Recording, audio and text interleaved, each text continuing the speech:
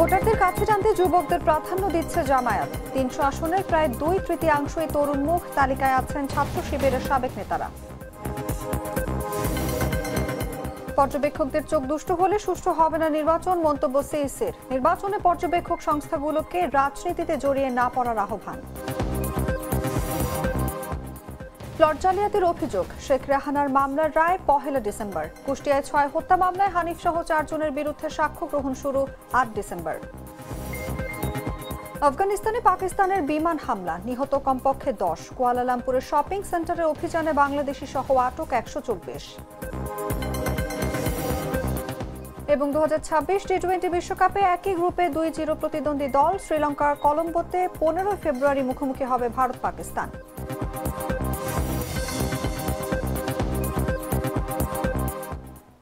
এতক্ষণ শুনছিলেন সংবাদ শিরোনাম।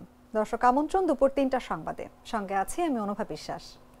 টুইন লেমন ও অ্যান্টিব্যাকটেরিয়াল ফর্মুলা বাসনকে চকচকে জীবাণুমুক্ত করে আমাদের দেয় গ্লিটার গ্যারান্টি। চলে যাচ্ছি বিস্তারিত খবরে। আসন্ন ত্রয়োদশ জাতীয় সংসদ নির্বাচনকে সামনে রেখে প্রার্থী তালিকা চূড়ান্ত করছে বাংলাদেশ জামায়াত ইসলামী। দলটি এবার ব্যাপকভাবে অগ্রাধিকার দিচ্ছে তরুণ প্রার্থীকে। এর মধ্যে একটি বড় অংশ ছাত্র শিবিরের সাবেক নেতৃবৃন্দ। এছাড়া দণ্ডপ্রাপ্ত পরিবারের মধ্যে থেকেও প্রার্থী হয়েছেন অনেকে। তরুণ ভোটারদের নজর কাটতেই এই কৌশল বলে মনে করছেন সংশ্লিষ্টরা। রায়হান আহমেদের পাঠানো তথ্যে বিস্তারিত জাগো ডেস্ক রিপোর্টে। আসন্ন ত্রয়োদশ জাতীয় সংসদ নির্বাচন সামনে রেখে নিজেদের সব প্রস্তুতি সেরে নিচ্ছে বাংলাদেশ জামায়াত ইসলামী। সবার আগে প্রাথমিক প্রার্থী তালিকা দেওয়ার পর চূড়ান্ত প্রার্থী তালিকাও প্রায় প্রস্তুত দলের। ঢাকা বিশ্ববিদ্যালয় কেন্দ্রীয় ছাত্র সংসদ সহ অন্য বিশ্ববিদ্যালয়গুলোর ছাত্র সংসদ নির্বাচনে দলটির ছাত্র সংগঠনের জয়ের ধারাবাহিকতায় এবার জাতীয় নির্বাচনেও ইনক্লুসিভ প্রার্থী দিচ্ছে তারা। আগামী নির্বাচনে প্রার্থী দেওয়ার ক্ষেত্রে যুবকদের সর্বোচ্চ প্রাধান্য দিয়েছে জামায়াত ইসলামী। প্রাথমিকভাবে ঘোষিত ৩০০ আসনের মধ্যে প্রায় ২/৩ যুবক। নির্বাচন কমিশনের তথ্য অনুযায়ী দেশে মোট ভোটার ১২,৬১,৭০,৯০০ জন। এর মধ্যে ১৮ থেকে ৩৩ বছর বয়সী যুবকের সংখ্যা ৪ কোটির বেশি, যা মোট ভোটারদের প্রায় ১/৩। এর মধ্যে বড় সংখ্যক ভোটার এবার জীবনের প্রথম ভোট দেবেন। জামায়াত ইসলামী মনে করছে এই বিশাল সংখ্যক তরুণ ভোটারকে কাছে টানতে পারলে ভোটের মাঠে বড় চমক দেখাতে পারবে তারা। সেই হিসেবে প্রার্থিতা দেওয়ার ক্ষেত্রে তারা যুবকদের প্রাধান্য দিয়েছেন বলে জানিয়েছেন দলটির নেতারা। প্রার্থীদের বিশ্লেষণ করে দেখা যায়, জামায়াতের ঘোষিত সম্ভাব্য প্রার্থীদের প্রায় ৮০ জনই যুবক। ৭০% বয়স ৫০ বছরের কম। এছাড়া প্রার্থীদের বেশিরভাগ একসময় ইসলামী ছাত্র শিবিরের নেতা ছিলেন। ঘোষিত প্রার্থীদের মধ্যে ১৬ জন ছাত্র শিবিরের সাবেক সভাপতি ছিলেন। এছাড়া দণ্ডপ্রাপ্ত পরিবারের মধ্য থেকেও প্রার্থী হয়েছেন অনেকেই। এদের প্রত্যেকেই প্রায় যুবক। দলের শীর্ষ নেতারা বলছেন, প্রার্থী বাছাইয়ে দুটি বিষয়কে প্রাধান্য দেওয়া হয়েছে। এর মধ্যে একটা জামায়াতের তৃণমূল পর্যায় থেকে পরামর্শ, দ্বিতীয় বিভিন্ন পেশাদার প্রতিষ্ঠান দিয়ে জরিপ করে। জরিপ অনুযায়ী যদি একজন লোক সংগঠনের কোনো বড় দায়িত্বে নাও থাকেন, কিন্তু জনগণের কাছে তার গ্রহণযোগ্যতা থাকে, তার নৈতিক মানটা ভালো থাকে, বা তিনি এই আসনে সব দিক থেকে গ্রহণযোগ্য, তার বিষয়ে দল সিদ্ধান্ত নিচ্ছে। বিশ্লেষকদের মতে দলগতভাবে সুশৃঙ্খল জামায়াত, তাদের কেন্দ্র ও সংগঠনে নেওয়া সিদ্ধান্তই চূড়ান্ত বলে ধরে নিতে হয় দলটির নেতাকর্মীদের। এর বাইরে বিক্ষোভ বা মনোমালিন্য প্রকাশ, ক্ষোভ দেখানো, সাংগঠনিক নীতি পরিপন্থী উল্লেখ করে কঠিন সিদ্ধান্তই নেওয়া হয় দলের পক্ষ থেকে। দলের মনোনয়ন নিয়ে দ্বন্দ্ব, হামলা, মামলা এসব খুব একটা সামনে আসে না। এ কারণেই তারা অনেকটা দ্রুত তাদের কার্যক্রম গুছিয়ে নিতে পেরেছে। নিউজ ডেস্ক, জাগো নিউজ। দর্শক, ভোটারদের কাছে টানতে জামায়াতের নতুন কৌশল নিয়ে আলোচনার জন্য আমাদের সঙ্গে আজ স্টুডিওতে উপস্থিত আছেন জাগো নিউজের স্টাফ রিপোর্টার রায়হান আহমেদ। রায়হান, আপনাকে আমন্ত্রণ আমাদের আজকের আলোচনায়। ধন্যবাদ। রায়হান, প্রতিবেদনটিতে যেমন দেখছিলাম যে ভোটারদের কাছে টানার জন্য কিন্তু জামায়াতের একটা নতুন কৌশল, সেটা হচ্ছে যুবকদের অগ্রাধিকার দেয়া। আপনার কি মনে হয়, এটা কি জামায়াতের নতুন ভোট ব্যাংক তৈরি করতে পারবে, বা তরুণমুখী জামায়াতের নতুন বাজি? কি মনে হয় আপনার? জি, আসলে ৫ আগস্টের পর থেকে বাংলাদেশ জামাত ইসলামীর রাজনীতিতে একটি নতুন সূচনা হয়েছে। জামাতের স্বাধীনতার পর থেকে জামাতের প্রায় আসলে তারা নতুন করে যে এর আগে তাদের ৭১-এর ইস্যু নিয়ে তাদের একটি বিতর্ক রয়েছে জামাত সম্পর্কে। তো ৫ আগস্টের পর আসলে সেটা অনেকটা হতে যাচ্ছে এবং তাদের সবাই বলছে যে জামাতের আসলে সবচেয়ে ইতিহাসের সেরা সময় তারা পার করছে। তো জামাত ইসলামের একটি ছাত্র সংগঠন রয়েছে বাংলাদেশ ইসলামী ছাত্র শিবির। তো এই বছর আসলে তারা যে নির্বাচনে ৩০০ আসনে প্রার্থী দিয়েছে সেখানকার প্রায় ২/৩ হচ্ছে ছাত্র শিবির থেকে আছে এবং এদের প্রত্যেকেই ছাত্র শিবিরের সাথে কোনো না কোনোভাবে জড়িত ছিলেন। তো আসলে এই যাদেরকে যে যুবকদেরকে তারা প্রাধান্য দিয়েছে এরা আসলে নতুন ভোট তৈরি করতে পারবেন। এক্ষেত্রে জামাতের সংশ্লিষ্ট যারা রয়েছে এবং যারা ছাত্র শিবির সংশ্লিষ্ট রয়েছে তারাই বলছেন যে আসলে ২০০৯ থেকে ২০২৪ পর্যন্ত তারা প্রায় অপ্রকাশ্যে এই সংগঠন করেছেন এবং তাদের দাবি যে তারা আসলে ফ্যাসিবাদের সময় বা শেখ হাসিনার সময় তারা অনেক নির্যাতনের শিকার হয়েছেন, তারা গুম খুন হত্যার শিকার হয়েছেন। তো এই ক্ষেত্রে তাদের আসলে এই যে ছাত্র নেতারা যারা ছিলেন তাদের একটা সাপোর্টার তৈরি হয়েছে এবং তাদের প্রতি মানুষের একটা সিম্প্যাথি কাজ করছে। শুধু ছাত্র শিবিরের সাথে সমর্থিত যারা তারা নয়, এর সাথে যারা আসলে সাধারণ শিক্ষার্থী তাদের কাছে তারা পরিচিতি পেয়েছেন। অন্যদিকে হলো আসলে এই যারা প্রার্থী হয়েছেন এখানকার অধিকাংশই হচ্ছে ছাত্র শিবিরের সাবেক কেন্দ্রীয় সভাপতি ছিলেন। এদের মধ্যে প্রায় আমরা ১৫ জনের একটি তালিকা পেয়েছি যারা বিভিন্ন সময় বাংলাদেশ ইসলামী ছাত্র শিবিরের কেন্দ্রীয় সভাপতি পদে ছিলেন। এছাড়াও ছাত্র শিবিরের কেন্দ্রের প্রায় ৪০টি পদ রয়েছে এবং এই অধিকাংশই যারা প্রার্থী হয়েছেন তারা কোনো না কোনোভাবে তারা পদে ছিলেন, যার ফলে হচ্ছে এদের দেশের প্রত্যেকটি বিশ্ববিদ্যালয়, ক্যাম্পাস, মেডিকেল কলেজ, ইনস্টিটিউশন সহ প্রত্যেকটি অর্থাৎ শিক্ষা প্রতিষ্ঠানে তাদের একটি নির্দিষ্ট ভোটার রয়েছে এবং এই যারা ছাত্র শিবির কেন্দ্রীয় সভাপতি কিংবা ছাত্র শিবিরের সাথে যুক্ত ছিলেন তাদের প্রত্যেকের আবার ফ্যামিলি রয়েছেন। বিশেষ করে ছাত্র শিবির যারা করেন এদের প্রায় 80% ফ্যামিলি আবার জামাত করেন। তো সেক্ষেত্রে হচ্ছে তাদের যে রিলেটিভ রয়েছে তারাও তাদেরকে ভোটে কাছে টানতে পারবেন। তো আরেকটি বিষয় হচ্ছে এখন আমাদের মূল যে বিষয়টা সর্বশেষ ইলেকশন কমিশন জানিয়েছে যে প্রায় আমাদের যে মোট যে ভোটারের প্রায় ৩০% হচ্ছে যুবক, অর্থাৎ ৩ কোটি যুবক ভোটার রয়েছেন যারা এবছর ভোট দিবেন। তো এই যুবকদের কাছে আনতে আসলে ছাত্র শিবিরে যারা রয়েছেন তারাই হচ্ছে এই কৌশল অবলম্বন করছে।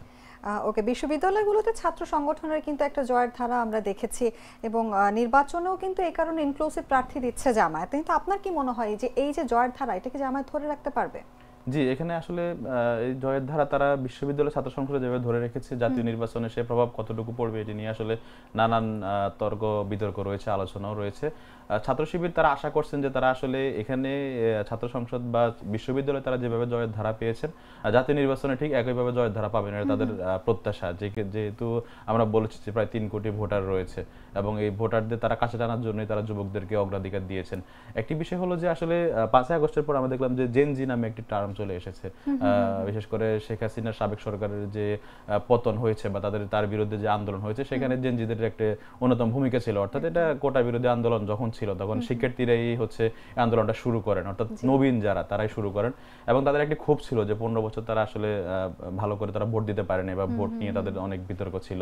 তো সেক্ষেত্রে এইবার ছাত্র শিবির এই জেনজি যারা এদেরকে কাছে টানার জন্যই তারা বাংলাদেশের রাজনীতিতে সবাই আসলে মুরব্বী হয়ে গেছেন যারা, তাদেরকে তারা ওল্ড মনে করেন, তারা ট্রেডিশনাল মনে করেন। তো সেক্ষেত্রে শিবির করলেও তারা জামাতের যদি ট্রেডিশনাল কোনো নেতাকে তারা প্রার্থী দেন সেক্ষেত্রে হয়তো বা তারা ভাবছে যে না আমরা আসলে জেনজি যারা তাদেরকে কাছে টানতে পারবো না। তো সেক্ষেত্রে সেই হিসেবে তারা আসলে যুবকদেরকে প্রার্থী দিচ্ছে। আর ছাত্র সংসদ নির্বাচনেও আসলে যারা প্রার্থিতা করেছেন তাদের প্রত্যেকে কিন্তু বিশ্ববিদ্যালয়ের শিক্ষার্থী এবং এরাই হচ্ছে কিন্তু এদের যে জয়ের প্রভাব সেটা জাতীয় নির্বাচনে প্রভাব পড়বে। তবে যদিও রাজনৈতিক বিশ্লেষক যারা আছেন তাদের ভাষ্য হলো যে আসলে জাতীয় নির্বাচনের বিশ্ববিদ্যালয়তে একটা ছোট্ট একটা গণ্ডি, অন্যদিকে জাতীয় নির্বাচনটা আসলে প্রায় ১২ কোটি ভোটার রয়েছে। তো এদেরকে বিশ্ববিদ্যালয়ের ৩০,০০০, ২০,০০০, ৪০,০০০ ভোটার কাছে টানা আর জাতীয় নির্বাচনে প্রায় ৩ কোটি ৪ কোটি মানুষের কাছে টানা আসলে এক নয়। যদিও তাদের এই যে বিশ্ববিদ্যালয়ে যারা ভোটার রয়েছেন এরা আবার জাতীয় নির্বাচনে হয়তো ভোট দিতে পারেন। আবার বিএনপির দাবি হলো যে এটা হয়তো আবার টার্ন আউট হতে পারেন যে না এরা হিসাবে ছাত্র সংসদে বা বিশ্ববিদ্যালয়ে তারা হয়তো বা জামাতকে ভোট দিয়েছেন বাট জাতীয় নির্বাচন তারা ভোট নাও দিতে পারেন। তো সেক্ষেত্রে জামাতের তাদের যে একটা প্রত্যাশা, তাদের একটা কনফিডেন্স চলে এসেছে যে না আমরা এখানে ভোট পেয়েছি, আবার এদের আবার প্রত্যেকের পরিবার রয়েছে, এরা হয়তো জাতীয় নির্বাচনে আমাদের জন্য কাজ করবেন। তো তারা আসলে সেই যুক্তিটা ধরে বা সেই আত্মবিশ্বাস ধরে রেখে তারা প্রত্যাশা করছেন যে জাতীয় নির্বাচনে আসলে ছাত্র সংসদের প্রতিনিধিরা তারা ভালো করবেন। ইতিমধ্যে আপনি দেখেছেন যে সাদিক কাইম থেকে শুরু করে বিশ্ববিদ্যালয়ে যারা নির্বাচিত হয়েছেন VP, RUCSU VP, Chaksu VP, JAKSU VP, এরা আবার ভোটের মাঠে জামাতের জন্য প্রচারণা চালাচ্ছেন। তো সেক্ষেত্রে ওই বিষয়গুলো নিয়ে আসলে জামাতের প্রত্যাশা আর কি। একদমই তাই। এবং আপনি যেমনটি বলছিলেন যে ঘোষিত প্রার্থীদের একটা বড় অংশই কিন্তু আগে ছাত্র শিবিরের নেতৃত্বে ছিল। তাহলে এই যে দলীয় আদর্শ এবং সাংগঠনিক সংস্কৃতিটা কিভাবে ধারাবাহিকতা বজায় রাখবে? এবং আরেকটু জানতে চাইবো পাশাপাশি যে ভোটারদের মধ্যে এটা গ্রহণযোগ্যতা কি ধরনের প্রভাব ফেলতে পারে? জি, ভোটারদের বলতে এটা আসলে ছাত্র শিবির আর জামাত ইসলামীদের একটা রিলিজিয়াস অর্গানাইজেশন, এটা আমরা যতটুকু জানি। তো এই রিলিজিয়াসটা আসলে বাংলাদেশের সকল শ্রেণী পেশার মানুষ যে আবার তারা আবার অনেকে ধর্মভিত্তিক দল তারা পছন্দ করেন না, যারা একটু সেকুলার বা একটু কট্টর সেকুলার পন্থী যারা, বা আবার ডানপন্থী বামপন্থী, এখন অনেকগুলো বিষয় রয়েছে। অনেক শিক্ষার্থী আসলে অনেক জেনজি রয়েছে যারা শেখ হাসিনার পতনে তারা অনেক বড় ভূমিকা রেখেছেন, কিন্তু যারা হয়তো বা তারা ধর্মভিত্তিক দল পছন্দ করেন না।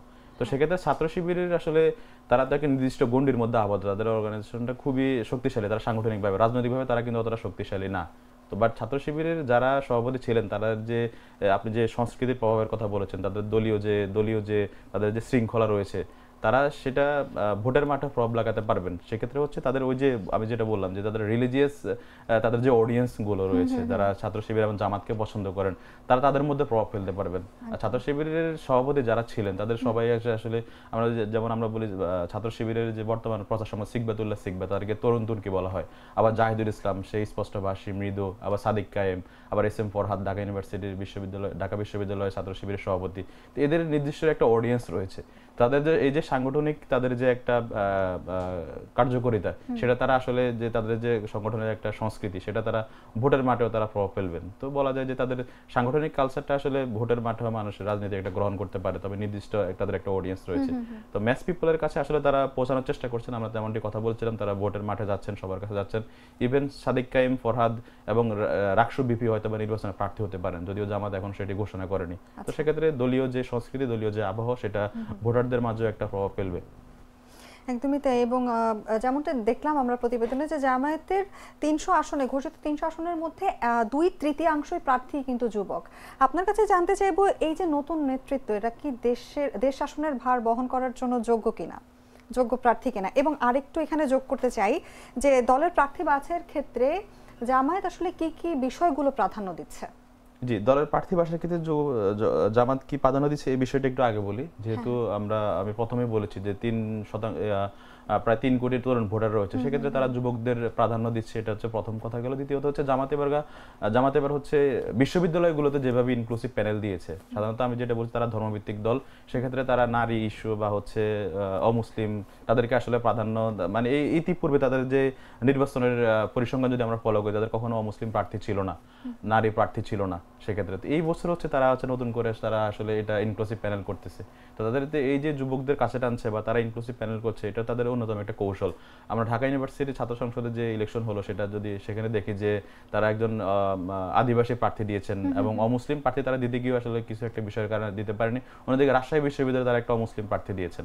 তো সেক্ষেত্রে হচ্ছে যে এটা তাদের একটা কৌশল, কারণ তাদের রাজনীতিটা হচ্ছে তারা ম্যাস পিপলের মাধ্যমে তারা ছড়াইতে চান, একটা ধর্মীয় গণ্ডি থেকে বাহিরে গণমানুষের একটা দল হতে চায়। তো সেক্ষেত্রে তাদেরকে হিন্দু, মুসলিম, উপজাতি, নারী, বৌদ্ধ সবারকে সাথে নিয়ে তারা চলতে হবে। তো সেই হিসেবেই তারা আসলে এদেরকে প্রার্থী হিসেবে বেছে নিয়েছেন।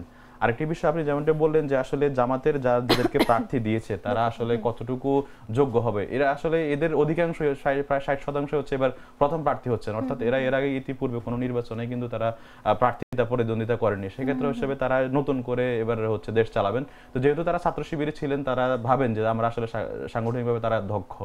আবার রাজনৈতিক নেতারা বলছেন যে তারা ছাত্র শিবিরের সাংগঠনিকভাবে দক্ষ হলেও তারা জাতীয় নির্বাচনে কতটা প্রভাব রাখতে পারে সেটা আসলে আলোচনার বিষয়। বাট জেনজিরা এদেরকে পছন্দ করেন বিধায়, যেহেতু আমাদের দেখছি যে কোটা আন্দোলনের পর সরকারের 2জন ছাত্র প্রতিনিধি রয়েছেন, তো তাদের দক্ষতারও কিছুটা প্রভাব রয়েছে যে তারা কতটুকু দক্ষভাবে মন্ত্রী পরিষদ তারা চালাচ্ছেন। সেক্ষেত্রে ছাত্র শিবিরের যারা বা জামাত ইসলামী যারা, এরাও হচ্ছে প্রায় ছাত্রই, এরা আসলে কতটুকু প্রভাব রাখবেন সেটা বিশেষজ্ঞরা ভালো বলতে পারবে।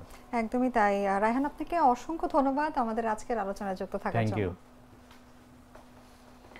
দর্শক, কথা বলছিলাম জাগো নিউজের স্টাফ রিপোর্টার রায়হান আহমেদের সঙ্গে। এবার চলে যাচ্ছি অন্যান্য সংবাদে। বিএনপি চেয়ারপারসন বেগম খালেদা জিয়া আগামী দিনের দেশের রাষ্ট্রপতি আর ভারপ্রাপ্ত চেয়ারম্যান তারেক রহমান প্রধানমন্ত্রী হবেন বলে মন্তব্য করেছেন দলটির ভাইস চেয়ারম্যান বরকতুল্লাহ বুলু। বলেন, বিএনপির 31 দফায় আগামী 100 বছরের মুক্তির সনদ। মঙ্গলবার সকালে রাজধানীর নয়াপল্টনে মাওলানা ভাসানী মিলনায়তনে বেগম খালেদা জিয়ার রোগ মুক্তি কামনায় আয়োজিত কোরআন খতম ও দোয়া মাহফিলে এই মন্তব্য করেন তিনি। ত্রয়োদশ জাতীয় সংসদ নির্বাচনে ধানের শীষের কোনো বিকল্প নেই দাবি করে বুলু বলেন, বেগম খালেদা জিয়া আজ অসুস্থ, কিন্তু দেশ ও দেশের মানুষের জন্য তার বেঁচে থাকা প্রয়োজন। অনেকে ইসলামের নাম ভাঙিয়ে রাজনীতি করছেন উল্লেখ করে তিনি বলেন, জামায়াত যদি আন্দোলনে জোট না দিত, আওয়ামী লীগ 50 বছরেও ক্ষমতায় আসতে পারত না। তারা জাতির সঙ্গে বেইমানি করে শেখ হাসিনাকে ক্ষমতায় এনেছিল। অনুষ্ঠান শেষে বেগম খালেদা জিয়ার সুস্থতা কামনা করে দোয়া করা হয়। গণঅভ্যুত্থানের রাস্তাটি কে বানিয়েছে? বিএনপি 17 বছরে। তারপর অন্যরা এসেছেন আমাদের সাথে, এই যে শামসুল আলম, এরাও 5 বছর ধরে আমাদের সাথে ছিলেন আন্দোলন সংগ্রামে। তাই আমরা আজকে বলতে চাই, এদের সাথে আলাপ আলোচনা করে 50টি রাজনৈতিক দলের সাথে 2-3 বছর আলাপ আলোচনা করে তারেক রহমান আমরা 31 দফা প্রণয়ন করেছি।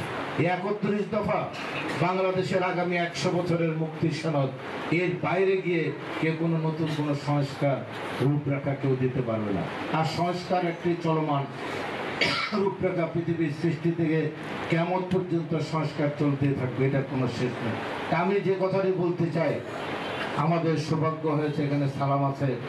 যেদিন বেগম খালেদা জিয়া রাজনীতিতে অংশ আসেন, ঘর থেকে বের হয়ে আমি, সালাম, মির্জা আব্বাস, বাবু গয়েশ্বরচন্দ্র রায়, আমাদের কয়েকজনের সৌভাগ্য হয়েছে সেই ক্যান্টনমেন্টের বাসা থেকে ওনাকে নিয়ে এসে রাজপথে নিয়ে আসা। সারা বাংলাদেশ ওনার সাথে আমরা ঘুরেছি এবং ওনার সাথে সারা বাংলাদেশ ঘুরে উনি বাংলাদেশের বিএনপিকে, মৃত একটা বিএনপিকে সজীব করেছেন, জিয়াউর রহমান এক রাজনৈতিক। ত্রয়োদশ জাতীয় সংসদ নির্বাচনে পর্যবেক্ষক সংস্থাগুলোকে রাজনীতিতে জড়িয়ে না পড়ার আহ্বান জানিয়েছেন প্রধান নির্বাচন কমিশনার এএমএম নাসির উদ্দিন। বলেন, পর্যবেক্ষকদের চোখ দুষ্ট হলে নির্বাচন সুষ্ঠু হবে না, তাই পর্যবেক্ষক সংস্থাগুলোর রিপোর্ট হতে হবে স্বচ্ছ। মঙ্গলবার সকালে নির্বাচন ভবনে পর্যবেক্ষক সংস্থার প্রতিনিধিদের সঙ্গে সংলাপে এসব কথা বলেন তিনি। সিইসি বলেন, পর্যবেক্ষক সংস্থাগুলোকে সহযোগী হিসেবে পেতে চায় ইসি। পর্যবেক্ষকদের সতর্ক করে তিনি বলেন, পর্যবেক্ষক সংস্থার দায়িত্ব হবে ভোটের অনিয়ম তুলে ধরা, রাজনীতিতে জড়িয়ে পড়া না। আমরা আপনাদেরকে সহযোগী হিসাবে পেতে চাই। আমরা জাতিকে ওয়াদা দিয়েছি একটা সুষ্ঠু, সুন্দর এবং বিশ্বাসযোগ্য একটা নির্বাচন আমরা উপহার দিতে চাই জাতিকে। সত্যিকার অর্থে বলতে কি, এই ইলেকশনটা আমাদের তো নিজস্ব সুপারভাইজারি মেকানিজম থাকবে, অফিসিয়াল মেকানিজম থাকবে। আমাদের ইলেকশন কমিশনের returning officer, pulling officer, presiding officer, আমাদের ইলেকট্রাল ম্যাজিস্ট্রেসি ইত্যাদি ইত্যাদি থাকবে। কিন্তু আপনাদের চোখ দিয়েও আমরা এই ইলেকশনটাকেও দেখতে চাই। কারণ আপনাদের চোখ যদি দুষ্ট হয়, প্রপার না হয়, আমাদের ইলেকশনের দেখাটাও কিন্তু সঠিক হবে না। আপনাদের তো দায়িত্ব সম্বন্ধে আপনারা সচেতন আছেন, যারা নতুন তাদের জন্য হয়তো বলছি, কোনোভাবেই যাতে আপনারা তো নিজেরা পর্যবেক্ষণ করবেন না, আপনারা তো লোক নিয়োগ দেবেন। এবার আমরা বয়স কমে 21 করেছি, এদের মধ্যে অনেকে কিন্তু অভিজ্ঞতা সম্পন্ন নয়। সুতরাং দয়া করে আপনাদের প্রাথমিক দায়িত্ব হবে এদেরকে একটা ওরিয়েন্টেশন দেওয়া, ট্রেনিং দেওয়া, যে নির্বাচন সম্পর্কে, বাংলাদেশের নির্বাচনী ব্যবস্থা সম্পর্কে একটা ওরিয়েন্টেশন টাইপের ট্রেনিং আপনারা দয়া করে। গণভোট অধ্যাদেশ অনুমোদন দিয়েছে উপদেষ্টা পরিষদ। মঙ্গলবার প্রধান উপদেষ্টা অধ্যাপক ডক্টর মোহাম্মদ ইউনূসের সভাপতিত্বে তার কার্যালয়ে উপদেষ্টা পরিষদের বৈঠকে এই অনুমোদন দেওয়া হয়। বৈঠকে অংশ নেওয়া একজন উপদেষ্টা নাম প্রকাশ না করার শর্তে এই তথ্য জানিয়েছেন। তিনি বলেন, বৈঠকের বিষয়ে বিকেল 4টায় রাজধানীর বেইলি রোডে ফরেন সার্ভিস একাডেমিতে আয়োজিত সংবাদ সম্মেলনে বিস্তারিত জানাবেন আইন উপদেষ্টা আসিফ নজরুল। এর আগে গত 20 নভেম্বর বৈঠকে গণভোট আইন অনুমোদন করে উপদেষ্টা পরিষদ জাতীয় ঐকমত্য কমিশনের সুপারিশ করা সংস্কার প্রস্তাবগুলোর বিষয়ে জনগণের মতামত নিতে আসন্ন ত্রয়োদশ জাতীয় সংসদ নির্বাচনের দিন গণভোট আয়োজনের সিদ্ধান্ত নিয়েছে সরকার। এই গণভোট আয়োজনে আইন প্রণয়ন করতে হবে। ওই সময় সরকারের পক্ষ থেকে জানানো হয়, কয়েক কার্য দিবসের মধ্যেই গণভোট অধ্যাদেশ আকারে চূড়ান্ত অনুমোদন দেওয়া হবে।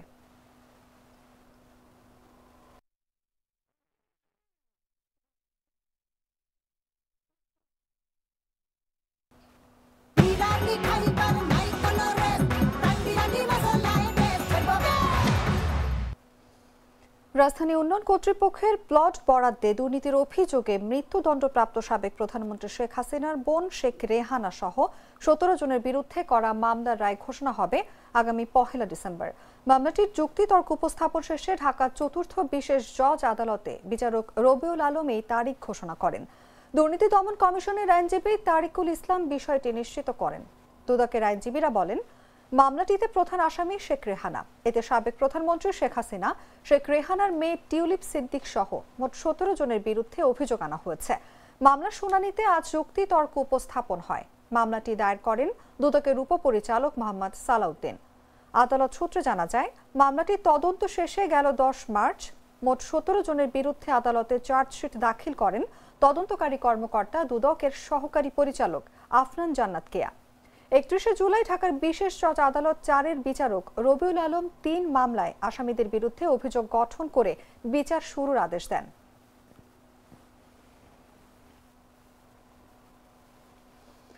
কুষ্টিয়ায় 6 জনকে হত্যার ঘটনায় মানবতা বিরোধী অপরাধের মামলায় আওয়ামী লীগের যুগ্ম সাধারণ সম্পাদক মাহবুবুল আলম হানিফ সহ 4 জনের বিরুদ্ধে সূচনা বক্তব্য শেষ হয়েছে। এই মামলার সাক্ষ্য গ্রহণ আগামী 8 ডিসেম্বর থেকে শুরু হবে বলে জানিয়েছেন আদালত। মঙ্গলবার আন্তর্জাতিক অপরাধ ট্রাইব্যুনাল 2-এর চেয়ারম্যান বিচারপতি নজরুল ইসলাম চৌধুরীর নেতৃত্বাধীন 3 সদস্যের বিচারিক প্যানেলে এই বক্তব্য উপস্থাপন করে প্রসিকিউশন। আন্তর্জাতিক অপরাধ ট্রাইব্যুনাল 2-এ সূচনা বক্তব্য উপস্থাপন করেন প্রসিকিউটর মিজানুল ইসলাম। সূচনা বক্তব্যে এই মামলা কুষ্টিয়ার 6 জনকে হত্যায় নির্দেশদাতা হিসেবে তাদের জড়িত থাকার পটভূমি তুলে ধরা হয়। এই মামলায় মোট সাক্ষী 38 জন। চলতি বছরের 2রা নভেম্বর হানিফ সহ 4 জনের বিরুদ্ধে আনুষ্ঠানিক অভিযোগ গঠন করে বিচার শুরুর আদেশ দেন ট্রাইব্যুনাল 2। হানিফ ছাড়া বাকি 3 আসামি হলেন কুষ্টিয়া জেলা আওয়ামী লীগ সভাপতি সদর উদ্দিন খান, জেলা সাধারণ সম্পাদক আজগর আলী ও শহর আওয়ামী লীগের সাধারণ সম্পাদক আতাউর রহমান আতা।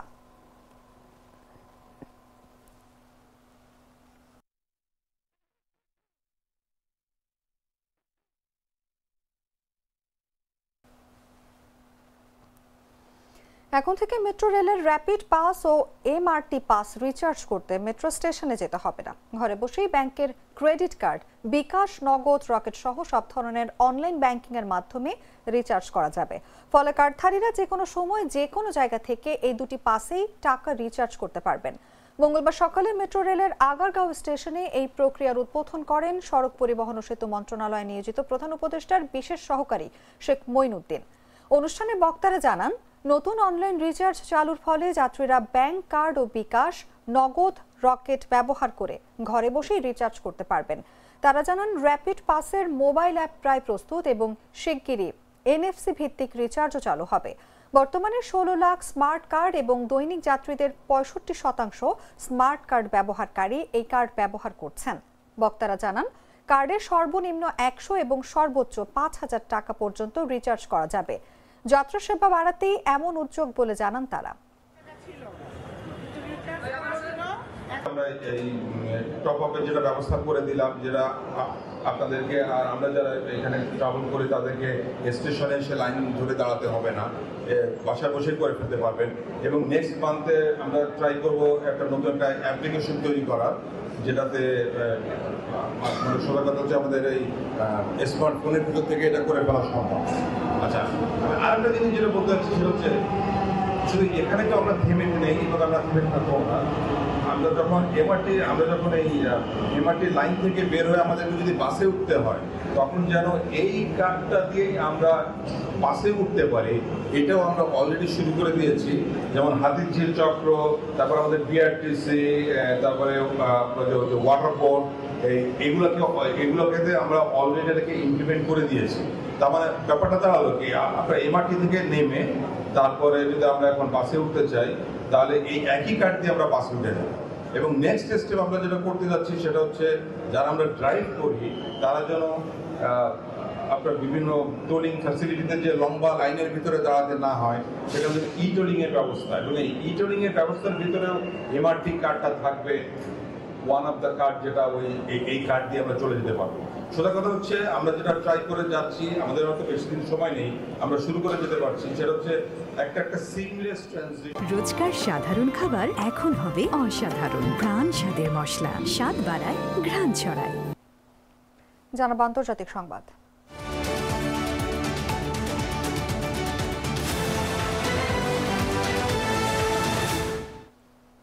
প্রতিবেশী পাকিস্তানের বিমান হামলায় কমপক্ষে 10 জন নিহত হয়েছেন বলে জানিয়েছেন আফগানিস্তানের তালেবান সরকার। মঙ্গলবার তালেবানের সরকারি মুখপাত্র জবিউল্লাহ মুজাহিদ এই তথ্য নিশ্চিত করেন। তিনি এক্সে পোস্ট করে জানান, পাকিস্তানের আগ্রাসী বাহিনী একজন স্থানীয় বেসামরিক বাসিন্দার বাড়িতে বোমা হামলা চালিয়েছে। এর ফলে খোস্ত প্রদেশে 5 ছেলে ও 4 মেয়ে সহ মোট 9 শিশু ও 1 নারী শহীদ হয়েছেন। তিনি আরো বলেন, কুনার ও পাক তিকা সীমান্ত অঞ্চলে পরিচালিত বিমান হামলায় আরও 4 বেসামরিক নাগরিক আহত হয়েছেন। 2021 সালে তালেবান ক্ষমতা নেয়ার পর থেকেই দুই দেশের সম্পর্ক ক্রমেই তিক্ত হয়ে উঠছে। ইসলামাবাদ অভিযোগ করে আসছে যে আফগানিস্তান সীমান্ত পেরিয়ে পাকিস্তানে হামলা চালানো জঙ্গিদের আশ্রয় দিচ্ছে, যা তালেবান সরকার অস্বীকার করে।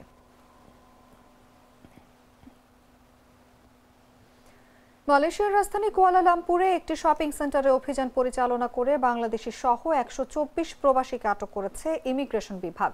সোমবার দুপুর 12টা থেকে 1:45 মিনিট পর্যন্ত এই অভিযান চালানো হয়। বিশেষ অভিযানে সহযোগিতা করে মালয়েশিয়া কোম্পানি কমিশন, কুয়ালালামপুর ভোক্তা বিষয়ক মন্ত্রণালয় এবং কুয়ালালামপুর সিটি হল। যৌথ অভিযানে বহু বিদেশি দৌড়ে পালানোর চেষ্টা করেন। কুয়ালালামপুর ইমিগ্রেশন পরিচালক ওয়ান মোহাম্মদ সাউপি ওয়ান ইউসুফ জানান, অভিযানে মোট 205 জনকে তল্লাশি করা হয়।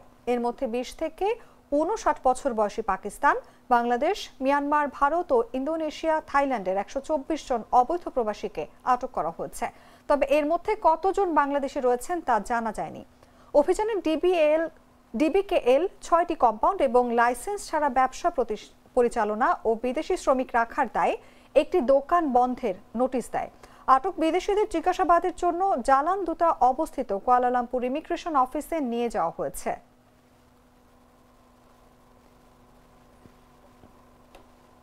সংবাদ শেষ করব খেলার খবর জানিয়ে।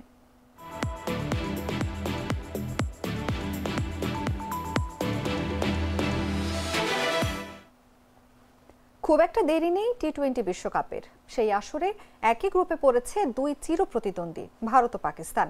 দুই দলের ম্যাচটি হবে শ্রীলঙ্কার কলম্বোতে ফেব্রুয়ারির 15 তারিখ।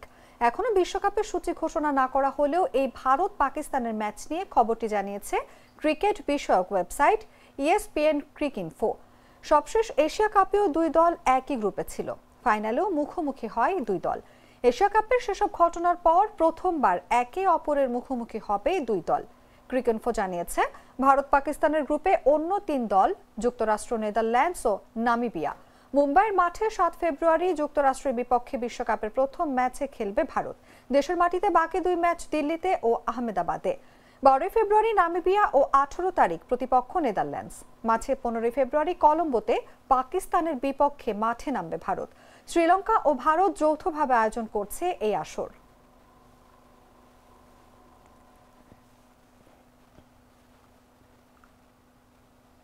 সংবাদ শেষ করার আগে শিরোনামগুলো জানিয়ে দিচ্ছি আরো একবার।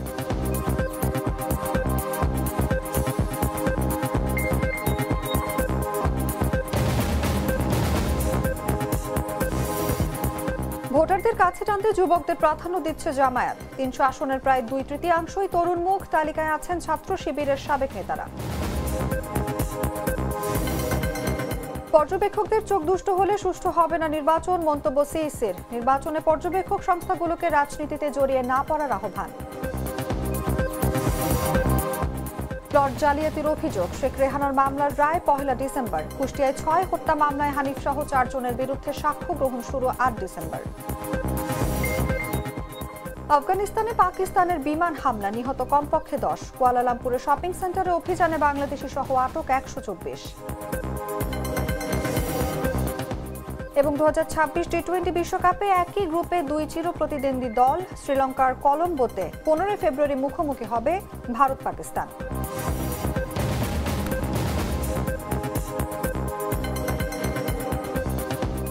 দর্শক, এই ছিল এখনকার মতো। এরপর বিকেল 5টায় দেখবেন দেশজুড়ে সংবাদ। প্রতি মুহূর্তে সর্বশেষ খবর জানতে ভিজিট করুন jagonews24.com। ফলো করুন আমাদের ভেরিফাইড ফেসবুক পেজ এবং সাবস্ক্রাইব করুন জাগো নিউজের ইউটিউব চ্যানেল। ধন্যবাদ সবাইকে।